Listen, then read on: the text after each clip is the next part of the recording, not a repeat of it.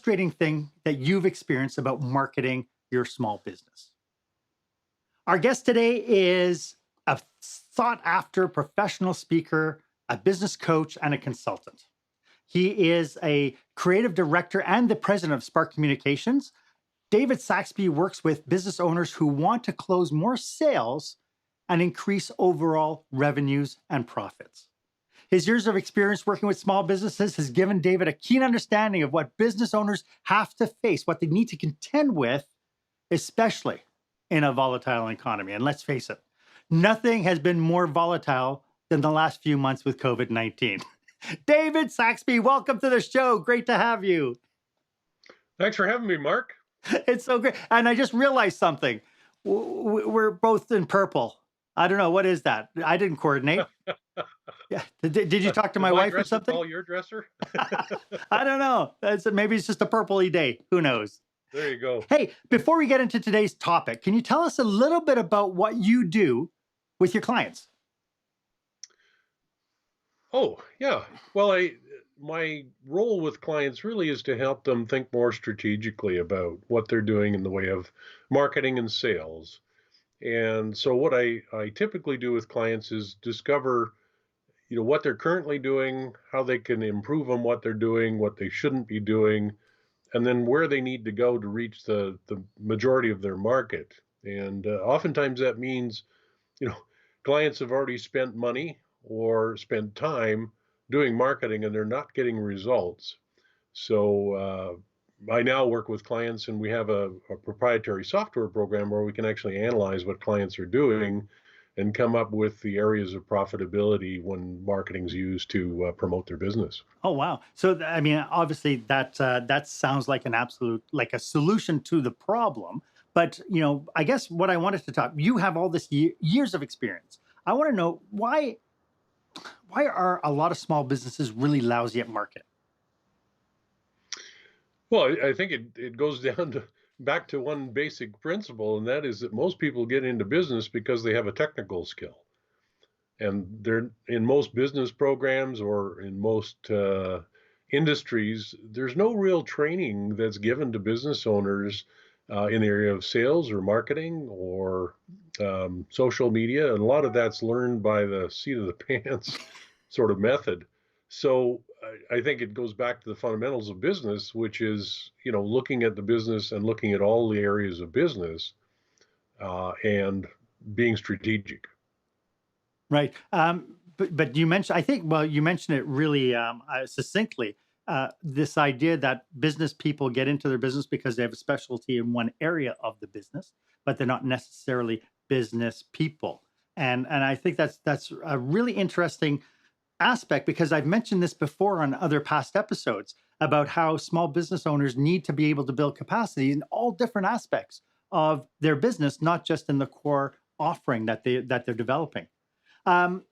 Just before we get full bore into this, I just wanted to bring to your attention that this episode is brought to you by the Speaker Presentation Timer app. It's an app that I created to help speakers and presenters who want to develop great stories and compelling presentations without ever breaking the fourth wall.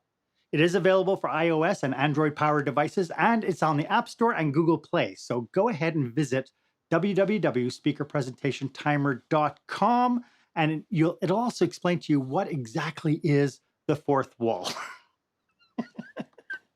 So David, I guess one of the big questions I have is small business people don't necessarily have the skill to do marketing properly. But what are small businesses doing that is absolutely wrong in the marketing space? Well, in many cases, I would say everything, but in what sense? Like when you say everything, in what sense? Well, I think it really starts with looking at marketing from a strategic perspective, and most businesses don't. What they do is they do a tactical approach. So just what you said when you introduced today's program, they put a little bit on Facebook, some on LinkedIn, they go to Twitter, the Instagram, so on and so forth. And there's no real sense of the effectiveness because they don't know where their target market is and they haven't come up with a strategy or a plan and they're not doing it consistently. So that's the biggest challenge, I think, is they're throwing stuff out there, and uh, I've said to some people, don't puke all over social media because it's wasting time. And many businesses have gone from traditional marketing, which was working or generating some leads, to putting it all on social media and realizing that they don't know if they're getting results or not, nor do they know where their leads are coming from. Hmm. So there's a couple of points that really resonate with me. First of all, the difference between tactical and strategic. Could you define those? Oh, yeah.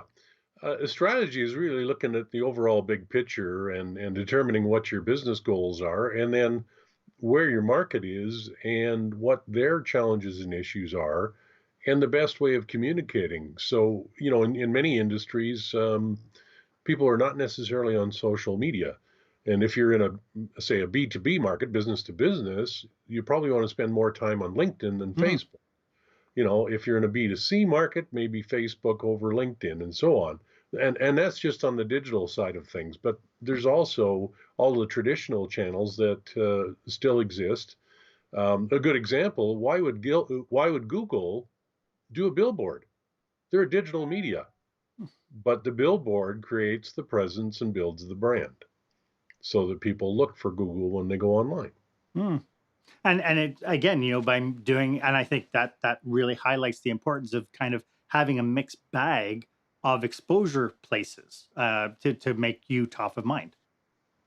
Exactly. And I think the other side of it too is making sure that you've got the eyeballs, you've got the viewership, you've got the interaction, and then measuring what your results are. It's so it starts with a strategy, and then have a plan, put a budget to it. Even though, people think that going on social media is free, it's not. You're using human resources to post and time. And then also determine a timeline and plan your marketing over a period of time so that you can actually see some results. One of the things I see all the time, and this even happens with big companies, is they blast out a bunch of stuff and then they stop doing everything. And then they blast out some more stuff and they stop doing it. And so the customers are looking at it and going, well, I guess they're out of business because they're not here anymore. Mhm. And or So even worse, people don't think about them at all. exactly. Yeah. Yeah. And then the other side of it too is to look at how you can strategically create a market dominating position. And what I mean by that is being able to put an idea in the mind of the customer such that you are the go-to source for product or service. And that means coming up with something distinctly different from your competition. Mhm. And what typically happens in a lot of industries is the Me Too syndrome. You look at, say, banking industry or the legal industry, and they're all blue logos, or they're all, in the legal industry, everybody's got a black and white card. Their message is the same. It's three names or four names on a card, and same with accounting practices and so on. And a lot of industries are like that, where everybody looks the same. Yes. So it's a matter of coming up with something that's distinct and different. And a number of years ago, I worked with Canadian Western Bank, which was originally two banks merging together. And if you were back in the 80s, you'll probably remember Bank of Alberta. Well, they merged with a bank out of BC. And so we went through a process of researching their target market, determining what the big banks were doing wrong and what they could do differently. And so we named them and we came up with the identity for them. And if you look at their logo, it wasn't blue, it wasn't red, and it wasn't green. It's a huge risk to be different. It When is. when you work with clients, so I mean that's a perfect example with the Western Canadian Bank, because at some point you must have faced friction when you went to them and said you shouldn't be blue, you shouldn't be black, you should really have your own identity. Can you talk a little bit about the mindset shift that needs to happen in order to start isolating your brand to be different from everybody else? Well, yeah, it started out with originally two very different cultures.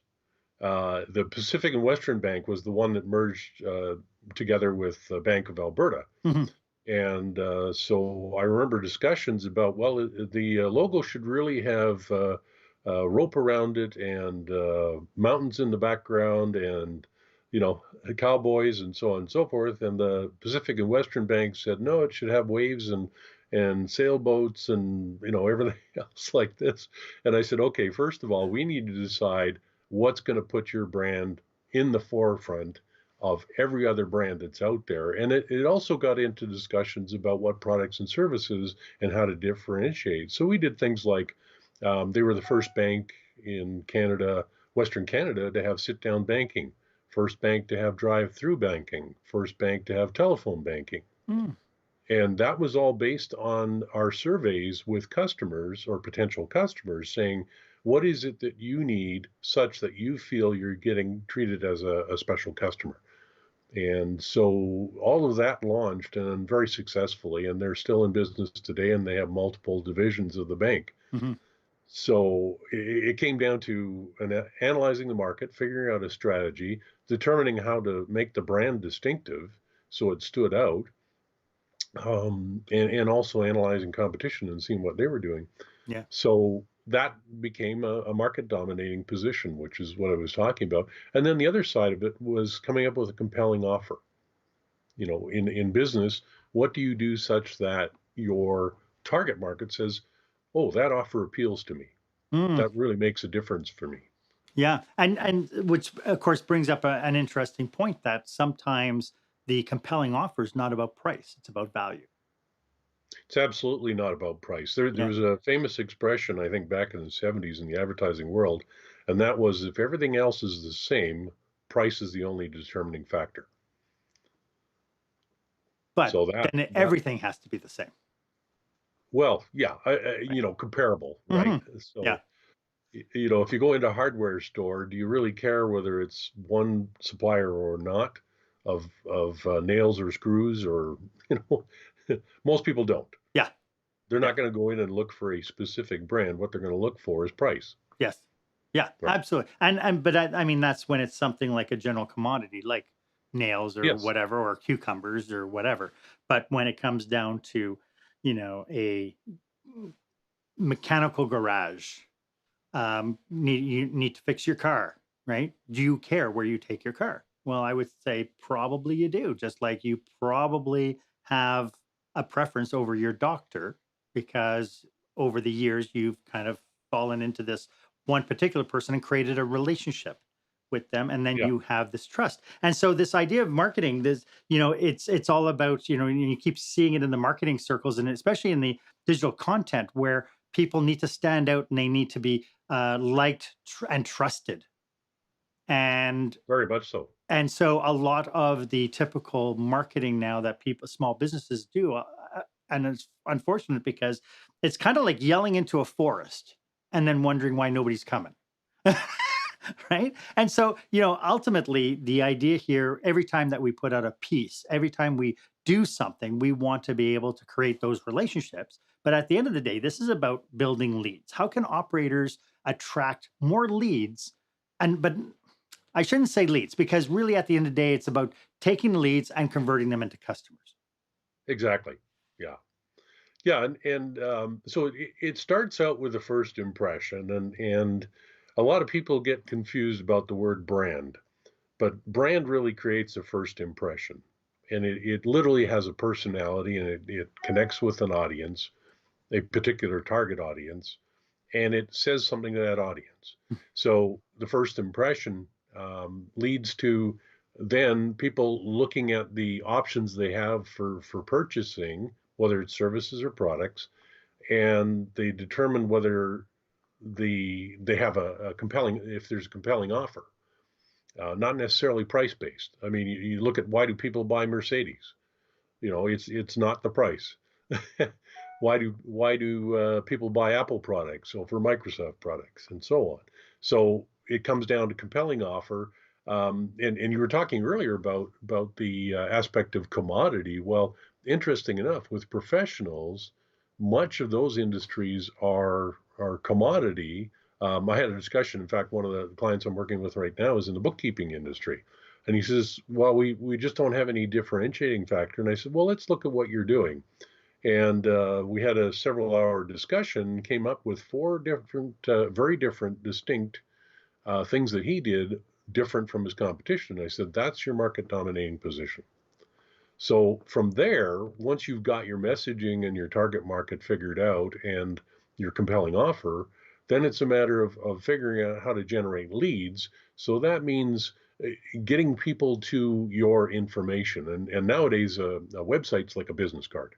If you don't have a website, people don't think you're in business. So the idea being is driving traffic to wherever you want people to go, whether it's your website, or whether it's a phone call or a text message or whatever mechanism you want to do to capture the lead.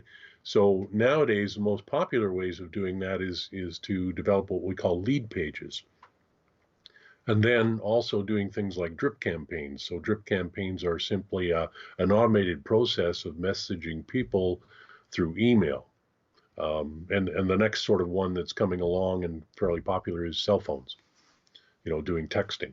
Right. So, all of that, what that does is connects with your market, and then you need to give them something that appeals to them that's risk-free or minimal risk. Right. So in a lot of cases, that means leading them to the website to download some information or watch a video or pay for something that's very minimal risk. Yeah. And then It's so funny because what you're talking about is this idea of creating value, but using that value then as so it might be free, but the actual payment is that you get your brand recognized. You get you put out content out there so people can know, like, and trust you, and yes. that you are being of service to them. And I remember, like, years ago, it's probably now about 10 or 12 years, when Jay Bauer put out his book Utility, and with Oh a very yes. strong philosophy of, be of service to your customers first. And I remember this in about 2011, 2012. I remember hearing about this spa company in the States, and the owner kept putting out all these different videos on how to fix your spas, and he Oh was yeah. interviewed, and I mean, he was very popular. People were always watching him, but his sales went through the roof. And people kept coming to him and saying, you're telling them how to fix their own spa, they're never going to call you. And he says, no, people want to know about fixing their spa. They want to know what it takes to fix it. And he says for him, it was a coup, because he says people are basically too lazy to do it themselves. They don't necessarily, they're afraid they might mess something up. So now they call the professionals. But what he did in the context of being able to do that is he showed what had to happen to fix the spa. So when he gave his bill, he never had to argue about what he charged them to fix their spa, because people were at least educated in understanding what it takes to replace the motor, what you have to do if you have a leak, and so on. And it was brilliant, and his business just shot right through the roof. As a trusted source, if you're going to buy your spa in the States, you went to this one guy. Yep. Yeah, exactly. And it became the expert and the go-to source Mhm. for the customers, which is nowadays that's what it's all about is building rapport with your customers, building trust, giving them something of value that helps them make a decision that you're the person to do business with long before you ever hand them a bill or take their credit card or whatever. Right. So and the messaging, this is also another aspect of where businesses fail. There's still an age-old formula that's been used for decades, and that is the message, the headline of your marketing, whatever it is, your advertising, your online, and so on, addresses a problem, an issue, or a pain the customer has. Right. So just like the spa guy, people having spas breaking down, the pain is they've got to figure out, who to call to fix it. Mhm. So then the next part, the subheadline, is the interest part. So the first one is attention, the second one is interest, and provide a source or provide a reason why people can find a solution. Sure. So what's the solution? Third thing is then make it desirable. And that's really the body copy or the backup information that says, here's some options for you. It's a pretty easy process. Watch my video, like the guy with the spa. Mhm. And then last of all is a call to action. And the call to action may be simply provide your email address and your name, or provide your email address, phone number, um, and download this free video or watch this, read this PDF or whatever, something that provides value so that later on when they're buying, they'll have you as a source Right. and be able to And make a decision. and people know, like, and trust you. Yeah. Exactly. So Yeah. before I'd like to take maybe a little deeper dive into some best practices, but before we get into that, could you tell our audience how they can get in touch with you? And I mean, if they need you to tap into your expertise, where do they go? Oh, pretty easy. My website is sparkcommunications.com. Nice. And my email address is D as in David, my first name, and Saxby, Saxby, at sparkcommunications.com. Nice. And so we do have a link in the show notes down below so people can check it out. I just hold on half a second. I just oh, I just got a text from Jeff. He sent me a note earlier today, and he said that he wanted to send me a text during the broadcast. He says, "Hey, Mark, I've always had a challenge with the idea of brands." He says, "I mean, ultimately, it's not what I say my brand is, but what other people say my brand is. Is it possible that my brand has no identity at all?" Quite possible. Yeah. Again, comes back to what I was talking about before is a lot of businesses start out, they build a brand not really knowing what the impression is going to leave with customers. They keep the brand because they started using the brand. And really comes down to what personality the brand has. It comes down to what does the name mean to customers? Hmm. What is the graphic or the image say to customers? And then how do you back up that brand with a compelling message, Hmm. offer and so on? And is it consistent? I mean, who would have thought that a check mark would actually build a multi-billion-dollar company? Exactly. But it just goes to show that the image part of it is just something that ties the image to an idea. Yes. Right. And so, I remember once when we branded a casino, people went, "Oh, the name is crazy." But then the question I asked them is, "What does Earls mean to you?" Yeah. And so then those people in Western Canada said, "Well, it's a restaurant. It's, they got pretty girls, they have good food." And it's like, but Earls is just a name. Yeah. You associate it with your experience with the brand. So somebody coming in from Montreal who's never seen an Earls would go, "What is an Earls? I've never heard of an Earls before." Right. And Yeah. and it would mean absolutely nothing to them. And so that's Yeah. the same thing with our brand, right? We somehow get associated with the people that we touch, that they turn around and say, "Hey, this particular hardware store is my favorite." In fact, if anybody's watching this at any point, even in a replay, just for the heck of it, put in the timestamp and then put in what is your favorite hardware store. When they think hardware store, your first brand that comes to mind is what? And that'll just prove my point that that association is made because of that, like, and trust them as well. Yeah. Small businesses, as we mentioned earlier, small businesses, as brilliant as entrepreneurs are and passionate as entrepreneurs are, ultimately they don't know it all to be able to run a business. And so as a small business owner, what would you suggest that they need to do in order to ensure better marketing results? Like, they have their staff saying, "Oh, you have to go on Twitter, you have to do that." What do they need to do in order to ensure that they get better results?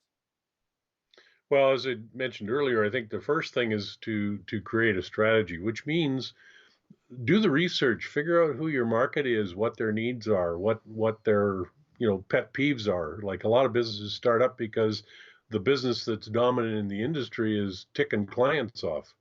So what is it the customers don't like? What does the customers look at? And even look at what customers do to misuse the product or service, Mm, because that's a clue. That gives you a clue as to what's not working in communicating with the customers. So start with a strategy, then come up with a plan and determine where the target market is getting their information from. So what channels are they spending time on? Is it online? Is it television? Is it traditional media? Is it texting? Is it Instagram? Where's a majority of your customers? And then keep it simple. Start with one or two channels that are where your dominant customer is, and then from there add new channels in. And don't put everything on, like, don't dump it all on social media because you think it might spray enough information out there to attract customers. You need to be strategic. And a good example is right now with this COVID situation, what's happening is there's a buy local movement. So on the internet, how do you capture people locally? Hmm. Well, it's building relationships, it's finding out where your target market is locally, and then what do they do both online and offline, and what channels do they follow? Right. And so throwing a bunch of stuff on the internet internationally is not going to help buy local. Exactly. And it's interesting because I talked to some local businesses and they get frustrated with the fact that they're competing against the big brands. They're I talked to a hardware store owner locally here, and she's frustrated because people are going to Amazon to order their products and they're not coming to her store. And I've always had a real challenge with that because I think as a local business owner, she has a leg up on Amazon. Nobody Yes. knows Amazon. They know, like, and trust it, but nobody can go to Amazon and say, "Boy, oh boy, I saw your kids grow up. I saw that you sponsored something at our school, and because of that, we were able to win the trophy or whatever that is." Whereas local businesses have the ability to be present in people's lives on an ongoing basis as being a community-based business. Yeah. Mhm. Yeah, a good example of that. Years ago, I worked with um, a commercial supplier to the trades and the building industry. And, they were saying, well, we're having challenges with our sales and our marketing, and what do we do? And I said, well, let's talk about your customers. How do customers order products, and how do customers interact with you? And we looked at the whole sales and marketing process from the moment a customer contacted them through to when the sale was closed and the follow up. And what was interesting was one of the comments was the VP of marketing, or VP of the company, basically said, he said, our customers aren't online. Some of them just got email. And he said, in fact, we've had customers walk in with a chunk of drywall with their order on it. And so that, triggered a whole process of figuring out, okay, how do we get customers to kind of interact using more modern methodology, Yeah. or providing them more convenience in their ordering. Plus, how do we track what they order and be able to keep the inventory there? Because they were keeping a lot of inventory that was getting stale dated and wasn't useful. Sure. So to the customers. So it went through this whole process of looking at their market, interviewing customers, figuring out what their interaction points were, and so on. But I thought that was just hilarious because there's a lot of industries like that, or a lot of businesses like that, where the person walks in with a chunk of drywall or a 2x4 and has their order written on it. I have so done that when I was renovating my mom's house. I had no paper. Yep. It was the first thing, so I walked in with a chunk of drywall with my list on it. Yeah. David, I mean, we talked right now about that there's so many businesses doing stuff wrong. I know that hopefully people will watch this and go, well, gee, I want to take the next step going forward. But before we get into the next steps of what they should be doing, can you offer any cautionaries of stuff that they shouldn't do? These are the do not do's. Don't fall into this trap. Oh, I think first of all, coming back to what I had mentioned right at the beginning is don't look at the tactics as a short way to get to results. Because throwing stuff in different directions and expecting is like throwing drop mud against the wall. Some of it's going to stick, some of it's not. So be very strategic. Um, Also, look at if you're looking at today's market in particular, trying to figure out how to reach your customers. Don't try and sell right off. Like selling your products right off or your services right off.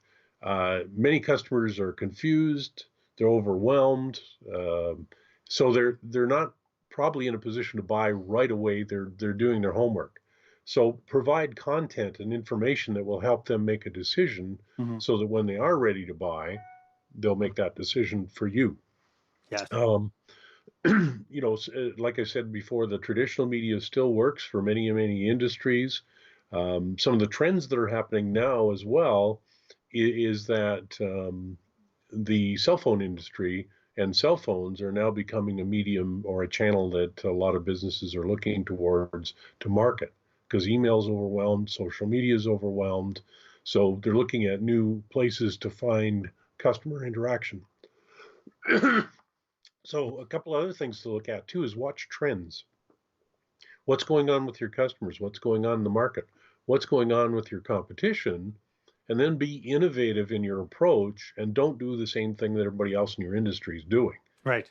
Look at innovative ways of doing things that make your business stand out.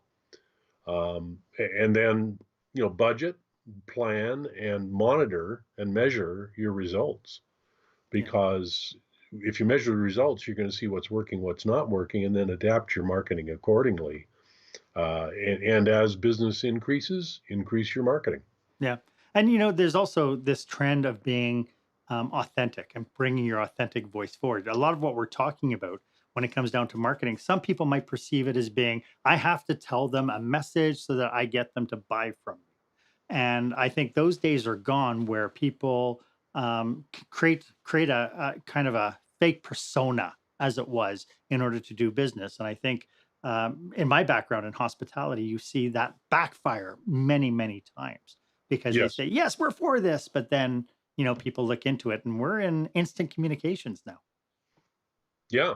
Well, and if you look at currently in the market, the whole every business that's online has got a message up about Black Lives Matter, or they've got a message up about COVID, or and they're putting those messages out there, not realizing that most customers look at those messages and they have no connection to what the customer is trying to do with the business. Right. So it's just another message they see. In some cases, it may make a difference, yes. Yes. And Well, it does and say to the some business is being socially conscious. But exactly. And so some people want to reflect their values to say, hey, we're one of the good guys. yeah, yeah, Yeah. and a lot of big brands do that just to say, hey, we're putting something back into the community and so on. But Mhm. the other thing when it comes to innovation, look at what's going on in the market and look at how you can be ahead of the curve. And you look at like an example, for instance, Dyson vacuums. Premium brand vacuum, very innovative in how they do their business and what they provide for products. When the COVID thing came out, they reinvented what they were doing for products and came up with a ventilator, and Yes. we're selling that to households and hospitals and so on. So they're still in their core business. Their message is still the same that Yep. the whole concept of technology is being used Yep. in a very effective way and getting great results. But they shifted their business by being a little more innovative and looking at the market, and they haven't gone outside their core business. Yeah, and it's interesting because I think when they interviewed Dyson, he said something to the fact that he makes vacuum cleaners, they make fans, and now they're making ventilators. He says his business has always been moving air. Yes, exactly. That's their And core business. that's Yeah. the core business. We move air, which I thought was excellent.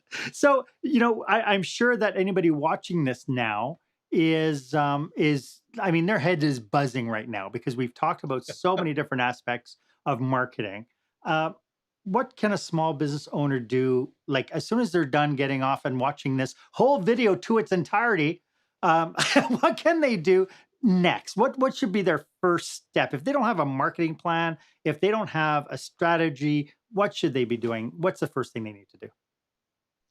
Well, I think the first thing is go back to thinking about, why they're in business, what they offer clients and customers that is unique, and how can they best serve those customers. Then what channels do those customers interact with to make a buying decision? Provide content.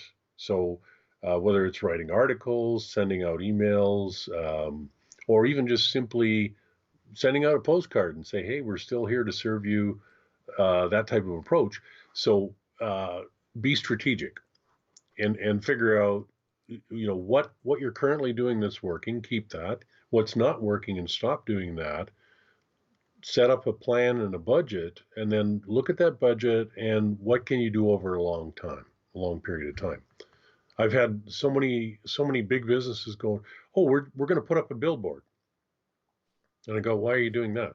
Well, because everybody in the city will see it, or every customer will see it. Well, does every customer need to see it, or is your customer one in 100,000 people, or one in 10,000, and they go somewhere else to find their information? Right. And I remember a conversation I had with one very large international company, and I presented a media plan. This is back before social media and back before the internet. And part of it included radio, part of it included television, newspaper, so on and so forth. He looked at the whole plan and he says, "This is good, but I don't like that radio station." And I said, "And?" I said, "That's where your customers are." He says, "Well, I don't like that radio station." I said, "So you don't want to talk to your customers?" And he says, "Okay, point taken. Let's do it." But it's interesting because, when you think about, there's reasons why he had that preference. And what he fails to realize as well is when it comes down to his products, his service, people might be feeling the same way about him as well. Well, yeah, exactly. It's Yeah, just this whole big circle, right? Well, David, thank you so much. This is really all the time that we have for today. And I really appreciate you being on the show. Could you just remind everybody one more time how they can get a hold of you? sure. Yeah. And like you said in the beginning, I work with clients to develop strategies, but I also have a coaching program. And the advantage for clients is that they can actually do it very affordably, and they can either do it themselves. I can work with them in a small group environment with other businesses, or we can work one on one as things progress. So if people want to talk to me more about what I'm doing, they can reach me at sparkcommunications.com, and my phone number as well, 403 or they can just send me an email at dsaxby at Spark Communications. Nice. And I know that you are one of the you're in the forefront of accepting text messages from customers now. So somebody could actually text that phone number and just say, help. Funny enough, I have seen that through text. Oh, yeah. There you My go. There marketing's you go. not working. Help. Yeah, yeah, I can believe it. I know I've worked with a lot of small businesses, and I know it is so frustrating for them not to have the time or the capacity to be able to do this. And they're just trying to do the best they can. And ultimately, as people have many times have heard from me, is you can't do it alone. And so, Yeah. David, thank you so much. I'd really like to acknowledge you for being here today to share your thoughts, your knowledge, your brilliant expertise. You are probably one of the most approachable folks I've ever met. And I Thanks. remember the very first time that we met, and we sat down and we had lunch, and we just had like 2 hours of great conversation. And so I appreciate the fact that we're able to replicate that here today. You mentioned when we were talking before the broadcast, you were mentioning that you have a book as well. Oh, yes. Spark Innovative Marketing Strategies. If people go onto my website, there's a box there where they can click and they can actually download the book. It's free, there's no cost. And they can read it. It's got some examples of things that I've been talking about today and some ideas for small businesses to be able to innovate their business. And I'd really encourage businesses to think strategically, be innovative in how they think, and don't be afraid to connect with others that aren't in the industry and hear their ideas about your business, because a lot of times what I refer to as novice consulting brings up some interesting stories and ideas and Mm, thoughts about a business and can help you move your business forward. right, and that's where things like hanging out and going to your chamber of conference or going to Rotary meetings where Yep. people have other businesses and you can share those kinds of ideas. Yeah, Yeah, and that's wonderful. like in the group coaching environments. You get 5 different businesses together, and it's amazing what you can share in the way of ideas and support and help move your business forward simply by getting ideas from other business owners. Right. David, again, thank you so much for being here today. It's been absolutely wonderful. You are a wealth, an absolute wealth of information, and I really appreciate it. Thanks for being here. Thanks, Mark, for having me on. I look forward to continuing the conversation. So why don't you give me a thumbs up if this was of value to you? I put these episodes together. I go out and I reach out to my circle of colleagues to figure out what would be of interest, what would be of high value to you. And as always, my offer stands. If you would like 30 minutes of my time to brainstorm your business with you and your team, please feel free to book yourself on my online calendar. The link is below. It's the link that says meetme.so/Marc Haine. As always, I am at your service. And if you haven't done so yet, why don't you hit the subscribe button and ring the bell? That'll give you first dibs whenever I bring you the content and when I bring you some new ideas to help you work on your business, not just, or sort of work on your business, not just in your business. Ultimately, I'd like to also get your comments and your thoughts. Is this of value to you? Do you have any ideas of what you'd like for future episodes? It'll be my absolute pleasure to investigate and uncover those kinds of topics for you. My name is Marc Haine. I hope you stay safe, stay healthy, and dare to be the exception.